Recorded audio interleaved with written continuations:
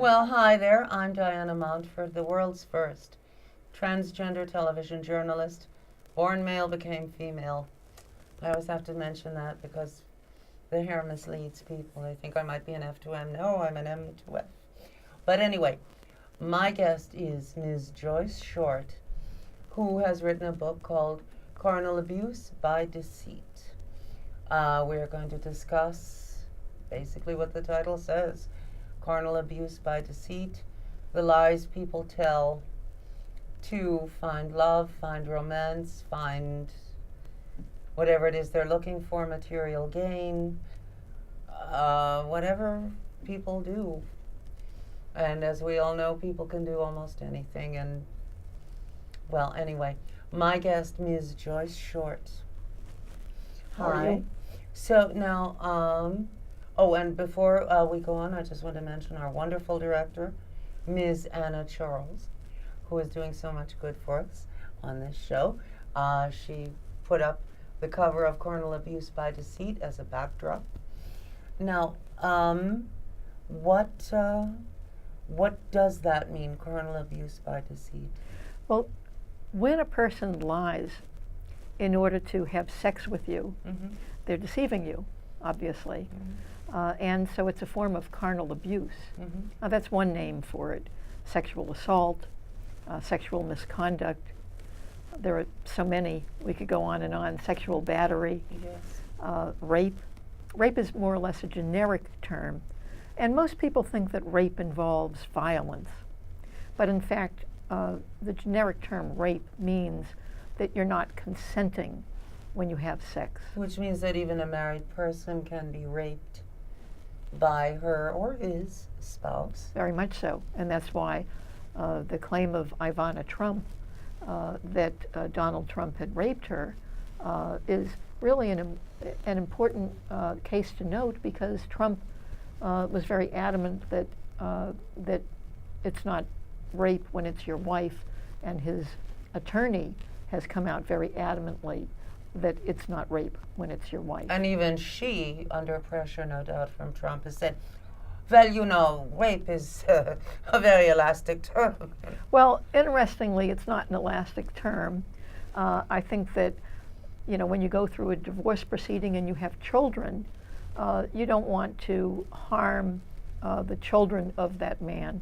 You don't want to stigmatize them. Yes. And that's one reason why you might you know, play it kind of fuzzy. Yeah. And also, if you get a decent settlement out of the gentleman, that's another motivation, because we all know that when we go through litigation for civil cases, oftentimes the person is, you know, quiets down as a result of having a settlement that requires that they not say anything. So she claimed, in fact, that you know, it was rape, but she didn't mean it in the criminal way. Yes. But there is absolutely no such thing as rape that isn't Kind of sort of rape, Yeah, yes. there's no. It's like being a little Gray bit pregnant. rape, yes. Yeah, you can't be a little bit pregnant, and you can't be a little bit raped either. Yes. You're either raped or you're not raped, and based on what she described, you know, what she described was a pretty horrific rape. A few years ago on the television show Mad Men, the character of Joan was raped by her betrothed, whom she later married. And there was general outrage throughout the world, and people barraged the producers saying she was raped.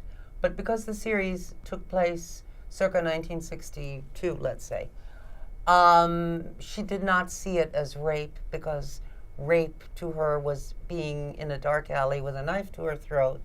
And when your boyfriend rapes you, it's not rape, it's just, he just had to have it. Yeah. Interestingly, it's very interesting that you bring up Mad Men, because what happened in Mad Men was very, very much like what happened to me. In fact, Donald Draper reminded me so much of my ex-husband. Oh, he looked like you? Very, very much so. He was tall, dark, and handsome. And gorgeous. You know, for those who don't know the story of Mad Men, Donald Draper was actually Dick Whitman, I believe was the name, and he had a completely pseudo identity that He he filched constructed. the dog tags off his commanding officer during the Korean War, and then passed as this man who was an Ivy League graduate. Dick had not even finished high school. He was the son of a prostitute and a farmer, and who the prostitute died giving birth to him, I believe. And he paid off the true Mrs. Draper, the actual Don's wife, to keep her mouth shut, and she did. Yeah, and he married Betty and became right, and had 2 children with Betty. Yes. And there were so many similarities in my story, an actual Donald Draper, Dick Whitman kind of story, and it happened back in that era. And I was as oblivious to it as Betty was. But you note that you notice that Betty left him, Yes. and they divorced. That was really a kind of a true to life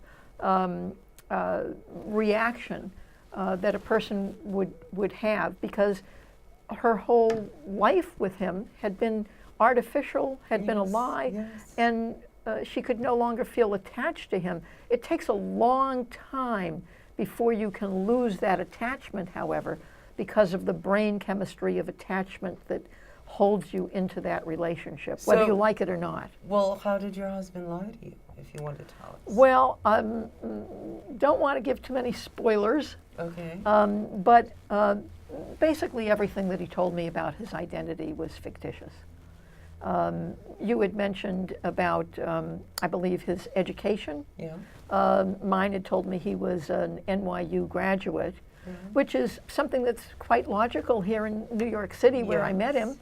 Nothing very unusual about being an NYU graduate, is there? Right. A graduate with an accounting degree. What's strange or seems at all It's entirely plausible. pretentious about that? He was a high school dropout. Did he work as an accountant? No, but I knew that he didn't work as an accountant, but that not everybody with an accounting degree works as an accountant.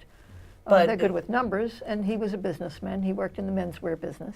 So he had a was obviously professional- clever. Oh, very, extremely. Just not, he didn't have the sheepskin, but he had the brain power to do. Yes, he was a very, very intelligent man. To have pulled a hoax that lasted for the length of time that he lasted, he was a very, it's a pity that he didn't invest his brain power on doing something more productive than creating a hoax. Well, how did you find out?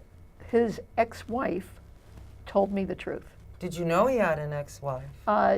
Yes, I knew that he had an ex-wife. I knew her as his ex-wife, and for a great deal of time, she was his wife. So Bigamy. I wasn't married to him at the time, but we went out for 3.5 years, and a lot of the lies that he had told me weren't corrected until she made a phone call to me 3.5 years later and spilled the beans on him. Out of spite for him, or Probably. to help you, or both? Or Maybe both, I don't know. very complicated feelings on her part. I'm sure, Yeah. yeah. I've So- been warned by women, don't go out with him because I went out with him and here's what's wrong with him. We've all had that You know, experience. I now have a blog, and people come to me all the time with their issues from all over the world. And one of the things that is extremely hard to contemplate for many of these people who have been terribly harmed by these men or women is that you really are not going to be well received when you go to tell the next person. Oftentimes, you always think this person is jealous and is trying to ruin. they're drinking their Kool-Aid, Yeah.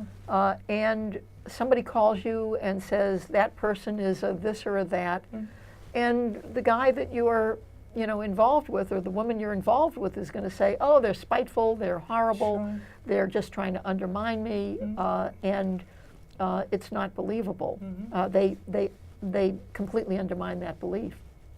I have a woman who had come to me as a result of not only the fact that she was catfished on the internet, but also violently raped. And she attempted to have that conversation with the next Right, victim. her successor, yes. Yeah. And he had actually given the successor an engagement ring, and the initial victim had a conversation with her, and the offender just, convinced her that, this is just her being But retaliating.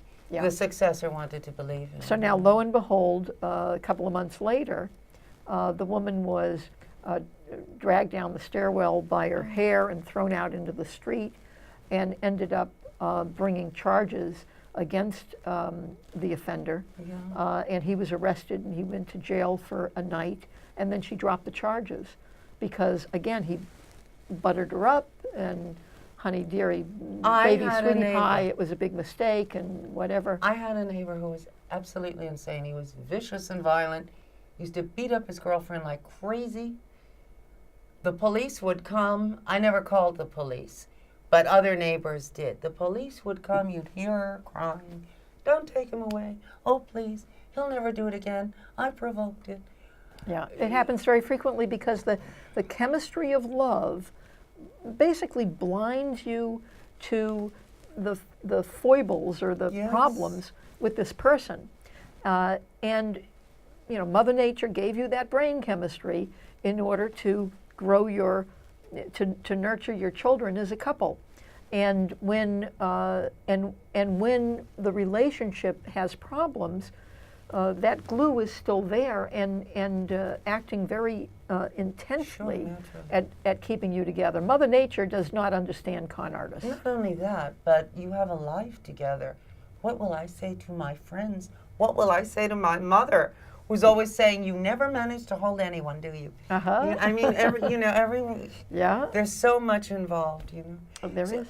The day you got the call from your husband's ex-wife, boy, that must have been some night you two had, screaming and crying and all that. It was a very difficult night, but what I really wanted to get across in my book is how powerful your brain chemistry is in keeping you glued to a relationship. I didn't walk out the door.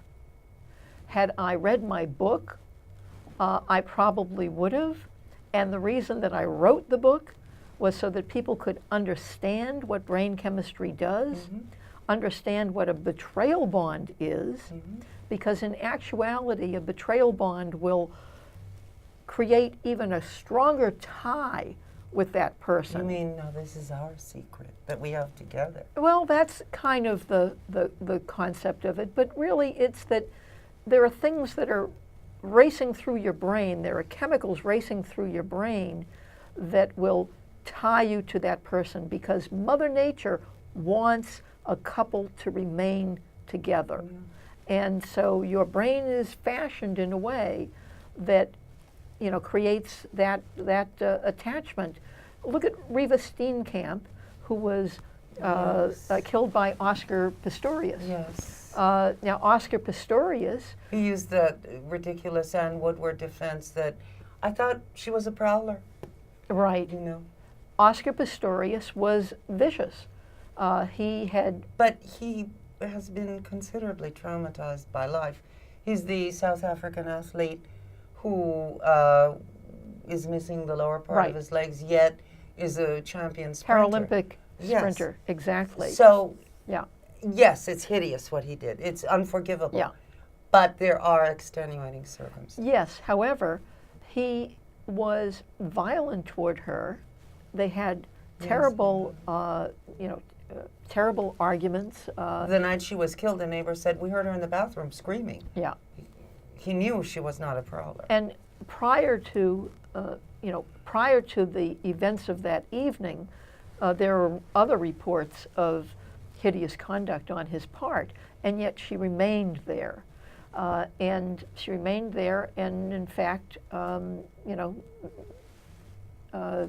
perished as a result of the brain chemistry that held her in that relationship. When you found out that your husband had created basically a Potemkin village of a life, that he was not at all what he seemed,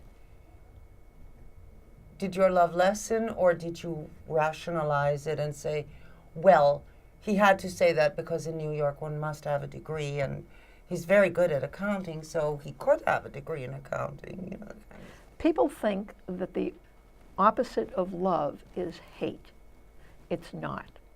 You can love a person and hate a person at the same time. The opposite of love is apathy. Mm-hmm. And when you're attached to a person and you love that person and you learn that they've lied to you, Mm-hmm. you don't feel apathy toward that person. It takes you a good long while before you can feel apathy toward that person. Yes. So you go through that relationship feeling both love and hatred for that person, both at the same time. Did you tell your friends or your mother or someone, he lied to me? You know, it happened so long ago. I met him longer than 45 years ago. Right. And I don't recollect exactly what I said to whom at that time. But I was still in love with that man. Or, actually, I was in love with the man who I thought he was. But isn't that love in general?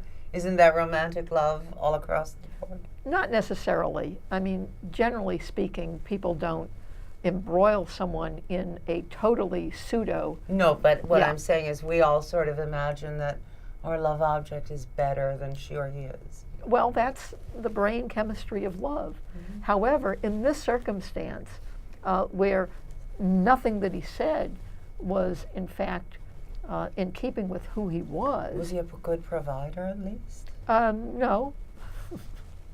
But you know, I was a corporate bond trader for one of the top investment firms in the industry, and I wasn't looking for someone to provide for me. Mm-hmm. And oftentimes I get literally assaulted by naysayers who, you know, they'll say, oh, you were just looking for a meal ticket. No, I wasn't looking for a meal ticket. In fact, I did a lot within our relationship to provide for his kids. That is wonderful. And to... Can you say schmuck, boys and girls? No. I am. You know, I'm just, you know, and unfortunately, what happens in these circumstances, you know, oftentimes these people are, they're just, you know, they have a character disorder. Yeah, was he maybe a trifle insane? Well, I wouldn't call it insane. Insanity is, you know, being a psychopath or being a sociopath is not insanity. It's a character disorder. Okay. And a character disorder is not something that actually can be corrected in a person. I should guard my words there. Some people will tell you that borderline personality disorder, which falls under the overall umbrella of cluster B, Mm-hmm. can be treated. And I'm sure that there are ways that there are things that can ameliorate how they can get along with people better, Mm-hmm. because people with borderline personality disorder tend to love you one minute and hate you the next minute. And They're very mercurial. they have very unstable relationships. And so treatments have been devised for borderline personality Aren't those disorder. people also narcissists as a rule? A narcissist, okay, we all come into this world as narcissists. Yes. Me. I want. now. You're an infant. There is no other human being in the world except you. So that's really the height of narcissism. And Freud told us very specifically that everybody comes into the world as a narcissist. Mm-hmm. But as you develop and evolve, you develop what's called emotional empathy. Mm-hmm. And emotional empathy is the empathy that kicks in. Let's say you were to fall off your chair. Well, a person with emotional empathy would go, oh my God, Right. you know, would feel intensely Sure. the emotion Yes, yes. that they sense Or coming from when you you. were telling me about your husband, I was thinking, Oh my my Lord, God, yes, yes. that's awful. Okay, but not everyone in this world has emotional empathy. Which is very dangerous and scary when you think. Very scary, because without emotional empathy, Then you're a sociopath. you're a because you have no sociopath, guilt. you're a psychopath, you have no Yes. guilt, you have no conscience. And, well, people like that often rationalize. I've known a man like that. They rationalize their dirty tricks. Oh, yeah. And I was trying to help you.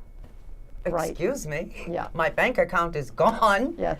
So now you mentioned narcissism, and everyone on God's green earth has a certain amount of narcissism. You have to survive. Yes. You have to survive.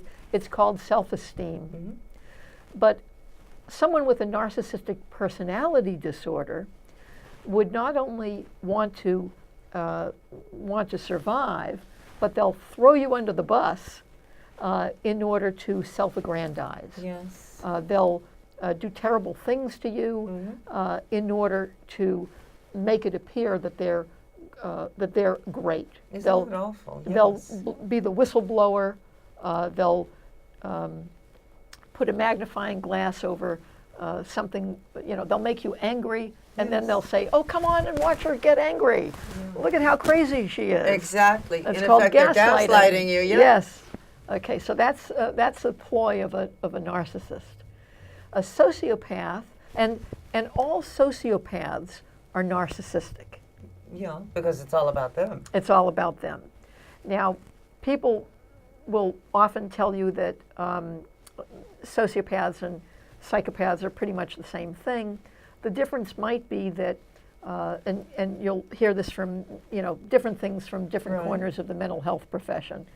But in general, it's thought that psychopaths are more plotting and planning, while a sociopath is more impulsive. So a sociopath is Eve Harrington. evil based on opportunity. Yes. Where a psychopath will create the opportunity. Sort of like All About Eve. Eve Harrington, very cleverly manipulating everything to get what she wants. Yes. And too bad for Margot and her boyfriend. Exactly. Yes, So that's the distinction that generally is made between a psychopath Let and me a sociopath. ask you a really stupid, shallow, teenagey question Okay. here. He looked like Don Draper. Yes. Was it worth it? Oh, of course not. Oh, okay. Oh, no. If I could take back that night that I walked in and met that man, absolutely I would take it back. Okay. Yeah, wholeheartedly. And I have survived in spite of and not because of anything that he's done. Is he around? Is he alive? I'm going to let you read my book in order to see where he is. He landed, no ma'am, just the opposite. He landed in a pot of gold. He has a girlfriend that you will do that big time when you read who he ended up with. Jane Fonda or someone? Bigger. Oh my God. Bigger? Bigger, much bigger. Yeah. Queen Elizabeth, I don't know. No, not Queen Elizabeth, but it has to do with someone who is considered the king of rock and roll. No more spoiler alerts. He married Priscilla Presley? No, but close. You're close. Cher? No. I'm not going to tell you. Okay. Got to read the book. Okay. How do we get the book? You can get the book on you can get the book on Amazon in both Kindle and paperback, and Barnes and Noble, all of the booksellers in And format. it is called It's Carnal called Abuse Carnal by Abuse Deceit. by Deceit. By Joyce M. Short. By Joyce M. Short, yes. How a Predator's Lies Became Rape. He'll probably watch this. You know, like that song, You're So Vain You Think This Song Is About You. He'll probably see this at some point and say, see that bitch? To his new girlfriend. See the lies she's telling about me on television? I am absolutely sure that he's done that, because he did it to me. About the he told first me one, yes. all kinds of horrible things about his first wife. And I doubt seriously that any of it is true. I'm sure that he's done the same thing toward me. He, just tells lies about people and But maybe undermines believes them. those lies, which is really scary. They do. That's really scary. They're very convincing. They're very, very good liars. I guess. Yeah, they hone it as a craft. Yeah. And sometimes they'll go after people that are easy prey. Sometimes they'll go after people that are tough prey. I don't think anybody that knows me for more than 2 minutes thinks that I'm stupid or No. absurd or No. gullible. No. And you're also very physically attractive. oh, so thank I mean, you. this guy, I mean, you have a lot going for you. This wasn't like poor pitiful Pearl and Dudley Do-Right coming in and saying, "My dear, I'm here to save you." Yeah. I mean, you didn't need this guy. And I wasn't looking for the King of Prussia. I was just, fell in love with somebody that I thought was a nice guy. And turns out that nothing about him was nice. Have you been in love since, or are you so wary you're afraid? Have I been in love since? Excuse me. I've been in relationships. I don't know that I would consider them love. I might have felt affection for people subsequently, but Are you always going to be very careful because of this? very. You never get over it. No, Yeah, that's it right. doesn't. I'm sorry to use the term rape, but people just. He raped your soul. There's an element called emotional rape, and then there's rape by fraud, and I discuss both of them in my book. And I wrote the book in order to create the language and the words so that people could understand what happens to them and be able to speak about it. I strongly advise you to get Carnal Abuse by Deceit by Joyce M. Short, because it sounds fascinating, and horribly enough, it's true. It is. So, fascinating book, and they can get it again where? They can get it at any bookseller online. They can Okay. get it in paperback form, and they can get it on any kind of, Kindle or any other all format. those things. Right. And your blog is called? My blog is stoprapebyfraud.com, and it discusses laws that will change how people relate to rape and the concept of consent. But there is no law against what this man did to you, because under the law he didn't harm you. He didn't punch you in the face or anything. No, but just because he didn't punch me in the face didn't mean that he didn't punch me in the psyche. Well, yeah, but that's Yeah. the funny thing about the law. There's no, buyer beware, there's no law. We have laws today. First of all, in Could 3 you have states. divorced him? He said he was this, that, and the other thing, and he's not. And wouldn't people say, "You materialistic bitch, what's wrong with you?" Well, I get called that all the time by naysayers. I was looking for a wealthy guy. Anyway, we're almost out of time. Okay. My guest has been Joyce M. Short. Get this book, believe me. Anyway, I'm Diana Montfort. I love you a lot. I'll see you next time. Bye.